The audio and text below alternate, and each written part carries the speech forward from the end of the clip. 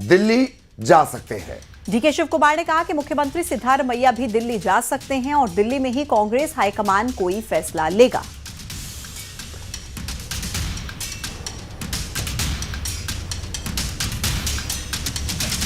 is our temple. We have to go there. All of us are without Delhi. Nothing can go. Congress party is a party with a big history, and always Delhi will guide us.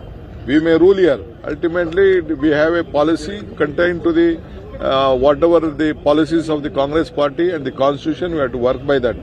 So we will go to Delhi whenever they call me and the party leaders.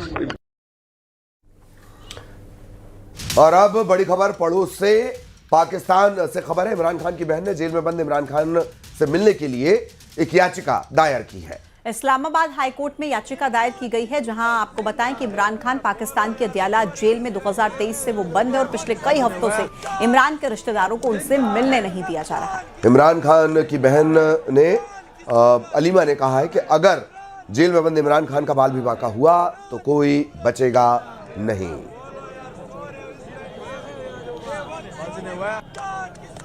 जिंदा है कप्तान की सूरत, जिंदा है इमरान की सूरत, जिंदा है इमरान की सूरत, जिंदा। इनको शर्म नहीं आती है कि इस किस्म की बात कर रहे हैं? याद रखेंगे जो बोल रहे हैं। इमरान खान के बाल को भी इन्होंने नुकसान पहुंचाया।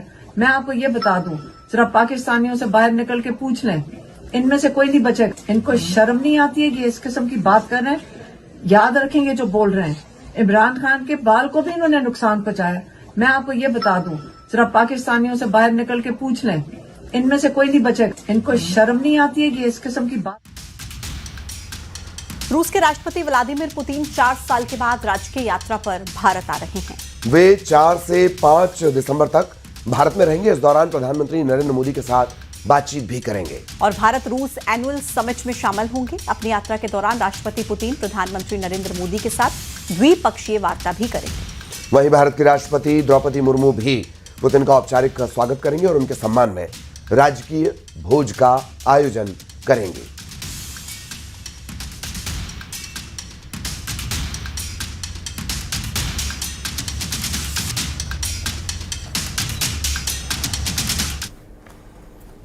इधर श्रीलंका में जबरदस्त बाढ़ आई हुई है, जिसमें करीब 40 लोगों की मौत की खबर है। 10 से ज्यादा घायल हैं और जिन लोगों की जान गई है उनमें ज्यादातर श्रीलंका के बाडुला जिले के बताए गए हैं। खबर आई है कि बाडुला में बाढ़ और बारिश के बीच पहाड़ खिसकने से 21 लोग पहाड़ के नीचे दब गए। और इसके अलावा श्रीलंका के नुवारा एलिया जिले से भी लोगों की मौत की खबर आ रही है। इसके अलावा 400 से ज्यादा लोगों के घर पूरी तरह बर्बाद हो चुके हैं। 1800 परिवार ऐसे जो बेघर हैं।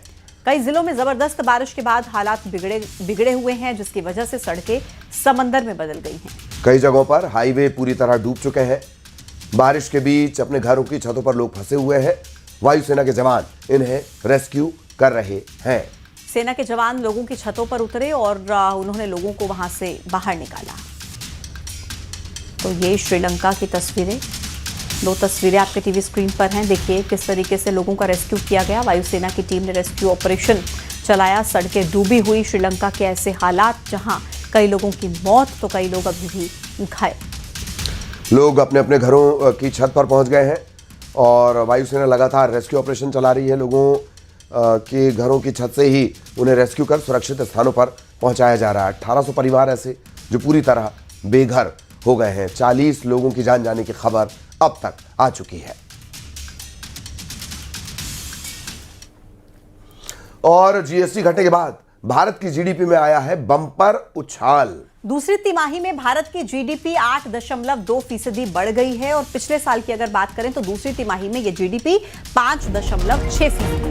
भारत की जीडीपी दूसरी तिमाही में बढ़ी और जीएसटी घटने के बाद या जीएसटी रिफॉर्म्स से कहना ज्यादा बेहतर होगा। जीएसटी रिफॉर्म्स के बाद भारत की जीडीपी में बम्पर उछाल। बिल्कुल, तो आप पिछले साल से अगर कंपैरिजन करेंगे तो समझेंगे। देखिए पिछले साल दूसरी तिमाही में ही जीडीपी 5.6% 5.6% थी और अगर इस बार की बात करें तो दूसरी तिमाही में भारत की जीडीपी 8.2% यानी कि 8.2% है और ये एक बड़ा उछाल है। जीडीपी में दूसरी तिमाही के भीतर भारत की जीडीपी बढ़ गई है।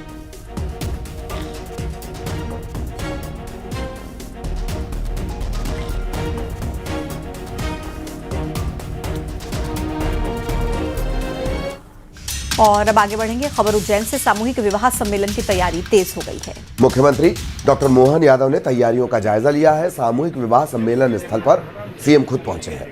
सीएम के बेटे की भी शादी होनी है और इसी बीच ये कुछ तस्वीरें उज्जैन से, जहां सामूहिक विवाह सम्मेलन की तैयारियां अब तेज हैं। मुख्यमंत्री ने तैयारियों का जायजा लिया। सामूहिक विवाह सम्मेलन स्थल पर पहुंचकर ये देखिए तस्वीर। थोड़ा गैप बना लो, थोड़ा गैप बना लो, दूर खड़े हो जाओ, कोई दिक्कत नहीं है।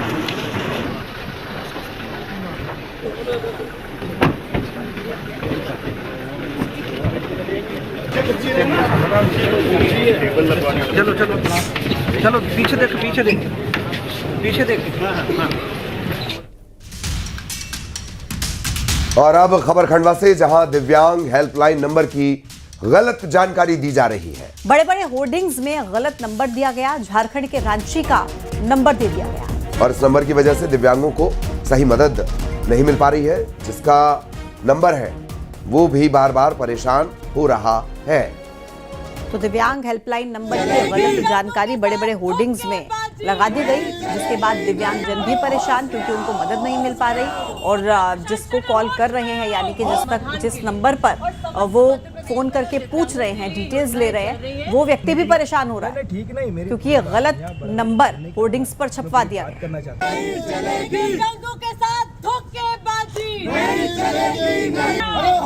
इसमें बहुत सारी योजनाओं के नाम, हमने सिर्फ रोजगार के लिए भाई साहब नंबर पे कॉल लगाया, तो ये नंबर झारखंड लग रहा है, झारखंड राज्य रांची का लग रहा है। और वो खुद बोल रहे हैं, बहुत देर तक बात हुई, वो खुद बोल रहे हैं कि भैया ये नंबर मेरा है और कई दिव्यांगों ने लगाया है। और उनको यही जवाब दे रहा हूँ कि भैया नंबर मेरा है, शासन प्रशासन का नहीं है। ये आज मैंने कॉल किया, कल और किसी ने कॉल किया, मतलब बहुत सारे दिव्यांगों ने, हमने यहाँ तो किया, बाकी पूरे प्रदेश में किया। सारे प्रदेश के दिव्यांग परेशान है इस चीज़ को लेकर। शासन ने दिव्यांगों की समस्याओं के समाधान के लिए एक हेल्पलाइन नंबर जारी किया और जब पूरे मध्य प्रदेश के दिव्यांग साथियों ने उस नंबर पर फ़ोन किया तो पता चलता है वो जो नंबर है वो झारखंड निवासी किसी व्यक्ति का है और झारखंड सरकार में रांची में वो निवास करता है। हमारा प्रश्न ये है कि हमारे जो दिव्यांग साथी हैं ये मानसिक, शारीरिक और सामाजिक रूप से रोज चुनौतियों को स्वीकार करते हैं और अपनी ज़िंदगी का जीवन वहन करते हैं, लेकिन क्या सरकार भी इनके साथ इसी तरीके से धोखाधड़ी करेगी? इसी 5 की आंच में आज के लिए हमारे साथ इतना ही। नमस्कार।